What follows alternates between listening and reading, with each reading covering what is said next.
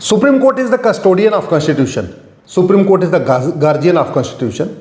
मैं माननीय supreme court का बहुत सम्मान करता हूं, सभी माननीय जजेस का बहुत सम्मान करता हूं, लेकिन सुप्रीम कोर्ट के 10 ऐसे फैसले हैं जिनसे मैं सहमत नहीं हूं। मुझे लगता है वो जो सुप्रीम कोर्ट ने 10 फैसले दिए हैं उसमें संविधान की ठीक से व्याख्या नहीं हुई है और उन 10 फैसलों को रिव्यू करने की ज़रूरत है।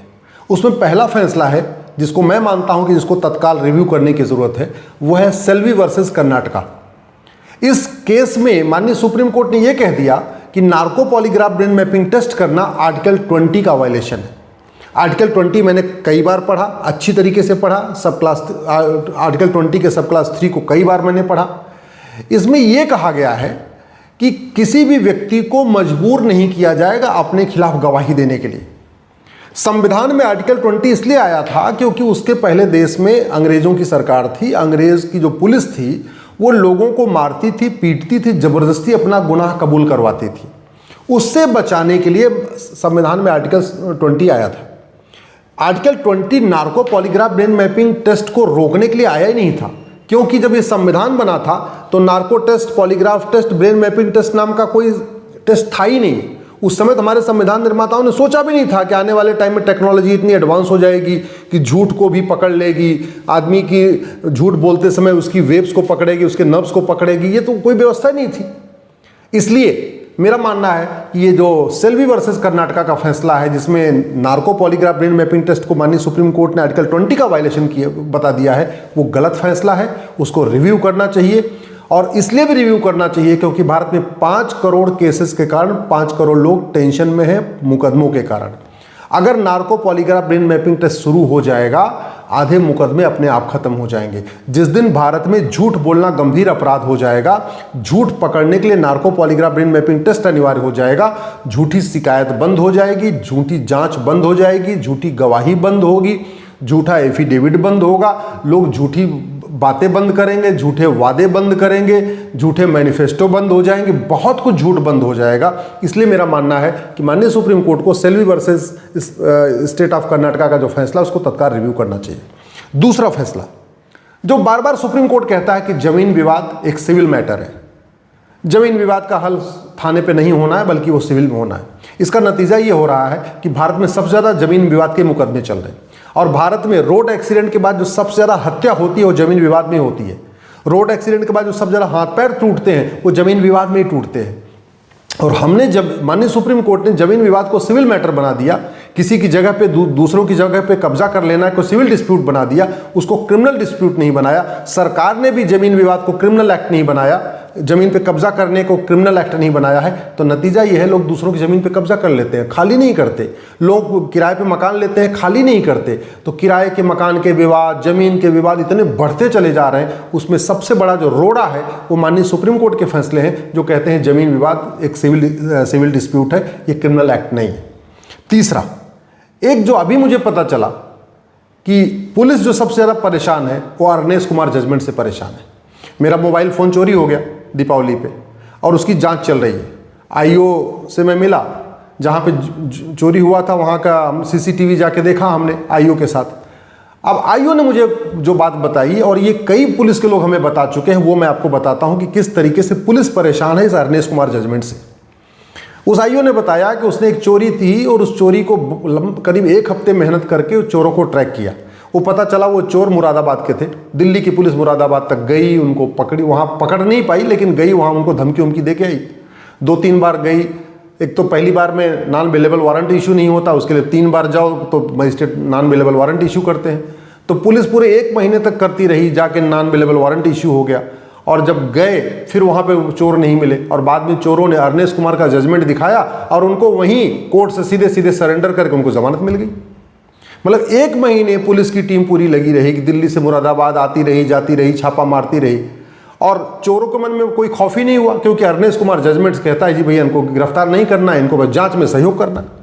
तो भारत में जो चोरी बढ़ रही है, झपटमारी बढ़ रही है, लूट बढ़ रही है, वो इसलिए भी बढ़ रही है कि चोरों को पता चल चुका है कि अरनेश कुमार जजमेंट हमारे है, पहली बात तो हम पकड़े नहीं जाएंगे और जब पुलिस पकड़ने वाली होगी हम जाके सरेंडर करेंगे, अरनेश कुमार जजमेंट दिखाएंगे, हमको हाथ के हाथ जमानत मिल जाएगी। ये पुलिस की बहुत बड़ी परेशानी है। तो कहीं ना कहीं अरनेश कुमार जजमेंट को फर्दर रिव्यू करके इसमें कुछ नई डायरेक्शन बनाने की ज़रूरत है, नई गाइडलाइन बनाने की ज़रूरत है। इस अरनेश कुमार जजमेंट के कारण पुलिस के आईओ परेशान है, पुलिस के आईओ हताश हैं, वो निराश हैं। कल जिस तरीके से वो जो आईओ था मेरे साथ में, जिस हिसाब से निराशा उसकी झलक रही थी, उससे मुझे लगा कि कहीं ना कहीं पूरा का पूरा पुलिस महकमा इस अरनेश कुमार जजमेंट से परेशान है, जो कहता है कि bail is rule, jail is exception, और सबको बैठे बैठे वहीं पे ही आप जो है उसको ज़मानत मिलती रहेगी, सरेंडर करेंगे ज़मानत मिलेगी, सरेंडर करेंगे ज़मानत मिलेगी। ये एक बड़ी बाधा आ गई है। तीसरा, माननीय सुप्रीम कोर्ट को अच्छी तरीके पता है कि अमेरिका में कंसेक्यूटिव सेंटेंस होता है, कॉन्करेंट का कॉन्सेप्ट नहीं है, लेकिन भारत में आज भी कॉन्करेंट सजा दी जा रही है। कंसेक्यूटिव कॉन्करेंट का अंतर ये होता है कि मान लीजिए किसी व्यक्ति के खिलाफ एफआईआर हुई और उसके खिलाफ 5 धारा में अपराध तय हो गया, चोरी किया, गाली दिया, झपटमारी किया, चेन भी लूटा, माँ बहन की गाली भी दिया, जो भी है, मान लीजिए इसके ऊपर 5 धारा लग गई और एक धारा में 5 साल की सजा है। अगर वही अपराध वो व्यक्ति अमेरिका में करता तो उसको 5 धारा में 5-5 साल की सजा होती, तो टोटल 25 साल की सजा होती। जबकि भारत में वही अपराध करने पे व्यक्ति को मात्र 5 साल की सजा होती है। क्यों? क्योंकि भारत में सभी सजा एक साथ शुरू हो जाती है। अमेरिका में पहले एक सजा होगी, फिर दूसरी सजा, फिर तीसरी सजा, फिर चौथी सजा, फिर 5वीं सजा। तो इसका मतलब 5 धारा में 5-5 साल सजा होगी, तो टोटल होगी 25 साल। भारत में 5 धारा की सजा 5 साल। और ये इसलिए चल रहा है कि माननीय सुप्रीम कोर्ट ने आज तक कॉन्करेंट सेंटेंस को खत्म नहीं किया। सरकार ने नया बीएनएस बनाया, आईपीसी बदल के उसमें भी कॉन्करेंट को जारी रखा, और सुप्रीम कोर्ट ने भी कभी ये नहीं कहा कि भैया अमेरिका में, सिंगापुर में, चीन में, वहाँ तो कंसेक्यूटिव सेंटेंस होता है, कॉन्करेंट होता ही नहीं है। इवन बैंकॉक में, थाईलैंड में, हर जगह कंसेक्यूटिव होता है। फिर यहाँ क्यों चल रहा है? कहीं ना कहीं ये जो कॉन्करेंट सेंटेंस को सुप्रीम कोर्ट ने जस्टिफाई किया है, ये गलत है, मेरा मानना है। एक जो सबसे मैं गलत फैसला मानता हूं वो है एमएलए एमपी केस का। नरसिम्हा राव केस में माननीय सुप्रीम कोर्ट की 5 जजों की बेंच ने बोला एमएलए एमपी पब्लिक सर्वेंट होते हैं। बीएनएस में जो पब्लिक सर्वेंट का डेफिनेशन है उसके हिसाब से भी एमएलए एमपी पब्लिक सर्वेंट है। एमएलए एमपी को सैलरी भी मिलती है। Bar council of India rule कहता है कि जिसको भी सैलरी मिलेगी, जिसको भी bar council of India rule कहता है कि जिसको भी सैलरी मिलेगी वो वकालत नहीं कर सकता। इसके बावजूद सुप्रीम कोर्ट में पर डे सांसद विधायक वकालत करते हैं। और ऐसा नहीं कि केवल संसद विधायक नहीं चल रही तब छुट्टियों में करते, संसद चलती रहती है फिर भी वकालत करते रहते। मैं कम से कम 15 से 20 ऐसे सांसदों को देखता हूं जो लोकसभा राज्यसभा के हैं, जो उधर पार्लियामेंट चल रही होती है वो पार्लियामेंट नहीं जाते, वो संसद में आते हैं। पार्लियामेंट के बनाए गए कानून को संसद में, सुप्रीम कोर्ट में चैलेंज करते हैं। ये अपने आप में कॉन्फ्लिक्ट ऑफ इंटरेस्ट है। मुझे बड़ा आश्चर्य होता है कि माननीय सुप्रीम कोर्ट कह चुका है एमएलए एमपी पब्लिक सर्वेंट है। माननीय सुप्रीम कोर्ट को पता है कि एमएलए एमपी को सैलरी स्लिप मिलती है, वो सैलरीड हैं, उनको सैलरी नहीं बल्कि वेतन भत्ता, गाड़ी बंगला भी मिलता है। इसके बावजूद कहते नहीं जी इनके वकालत पे नहीं रोक लगेगी। मुझे लगता है ये फैसला कहीं कहीं गलत है, दबाव में लिया गया फैसला है, ये ठीक नहीं है, इसको रिव्यू करने की जरूरत है। एक जो और बड़ा फैसला टीएमए केस का, जिसमें माइनॉरिटी मेजॉरिटी की बात हुई। दूसरा अलीगढ़ मुस्लिम यूनिवर्सिटी का केस, वहां पे भी माइनॉरिटी की बात हुई। फिर मदरसा, फिर माइनॉरिटी की बात हुई। आज तक सुप्रीम कोर्ट लगातार एक के बाद एक फैसला देता जा रहा है, लेकिन माइनॉरिटी कौन है इसके ऊपर चर्चा नहीं करना चाह रहा है। इसलिए मैं कहता हूं अलीगढ़ मुस्लिम यूनिवर्सिटी का फैसला भी गलत है, टीएमए पाई जजमेंट भी गलत है। टीएमए पाई जजमेंट में माननीय सुप्रीम कोर्ट ने कहा कि नहीं, माइनॉरिटी को नेशनल लेवल पर आइडेंटिफाई नहीं किया जाएगा, स्टेट लेवल पर आइडेंटिफाई किया जाएगा। बहुत अच्छी बात है, लेकिन पहले ये तो बताइए कि माइनॉरिटी है कौन। 1% वाला माइनॉरिटी कहलाएगा, 1 लाख जिसकी संख्या होगी वो माइनॉरिटी कहलाएगा, 2 लाख जिसकी संख्या होगी वो माइनॉरिटी कहलाएगा, जिसकी 2% पॉपुलेशन होगी वो माइनॉरिटी कहलाएगा। इस पर सुप्रीम कोर्ट जाना नहीं चाहता। अलीगढ़ मुस्लिम यूनिवर्सिटी केस में भी हुआ। अलीगढ़ यूनिवर्सिटी मुस्लिम माइनॉरिटी यूनिवर्सिटी है ये तो कह दिया, लेकिन माइनॉरिटी कौन है ये बताया नहीं। माइनॉरिटी कैसे आइडेंटिफाई करेंगे, इसकी गाइडलाइन क्या है, बताया नहीं। कभी ये भी जानने की कोशिश नहीं किया कि यूएन में माइनॉरिटी किसको कहते हैं या बाकी और दुनिया के देशों में माइनॉरिटी किसको कहते हैं। और फिर जब सुप्रीम कोर्ट एक तरफ सेकुलरिज्म को जस्टिफाई कर रहा है तो फिर माइनॉरिटी मेजॉरिटी कैसे जस्टिफाई हो सकता है। इसलिए मैं कहता हूं कि सुप्रीम कोर्ट के 10 ऐसे फैसले हैं जो न जनहित में है, न समाज हित में है, न राष्ट्रहित में है। सुप्रीम कोर्ट के 10 ऐसे फैसले हैं जिसकी वजह से भ्रष्टाचार भी बढ़ रहा है, अपराध भी बढ़ रहा है, अराजकता भी बढ़ रही है, अलगाववाद भी बढ़ रहा है। इन 10 फैसले को रिव्यू करने की ज़रूरत है। माइनॉरिटी, जब माननीय सुप्रीम कोर्ट को पता है कि देश का विभाजन मजहब के आधार पर हुआ है, माननीय सुप्रीम कोर्ट को पता है कि सेकुलर शब्द प्रियम्बल में जोड़ दिया गया है, सुप्रीम कोर्ट ने उस सेकुलर शब्द को जब हमने चैलेंज किया तो जस्टिफाई भी कर दिया, ये कहते हुए कि आप तो 50 साल के बाद आए हैं तो क्या हो गया। हालांकि जब इमरजेंसी गलत है तो इमरजेंसी के द्वारा संविधान संशोधन कैसे ठीक हो सकता है, आज तक ये बात समझ में नहीं आई। लेकिन अगर हमने चलो मान भी लिया कि बिल्कुल ठीक है, तो सेकुलरिज्म के रहते हुए मजहब के आधार पर नियम कानून कैसे चल सकता है। सेकुलर शब्द के रहते हुए प्रियम्बल में मजहब के आधार पर वक्फ बोर्ड, वक्फ ट्रिब्यूनल कैसे चल सकता है। सेकुलर शब्द के रहते हुए मजहब के आधार पर लोन और वजीफा कैसे हो सकता है। सेकुलर शब्द के रहते हुए मजहब के आधार पर मंत्रालय और आयोग कैसे चल सकता है। कभी सुप्रीम कोर्ट ने इसके पर सवाल नहीं उठाया। इसलिए मेरा मानना है माननीय सुप्रीम कोर्ट को अपना Selvi versus state of Karnataka, इसी तरीके से अर्नेश कुमार, इसी तरीके से कंजेक्टिव सेंटेंस का जो फैसला है, ऐसे ही ह्यूमन राइट के ऊपर जो फैसले हैं, मेरा मानना है मानवाधिकार मानव का होना चाहिए, दानव का नहीं। मानव दानव के बीच में भेद अंतर करना ही पड़ेगा।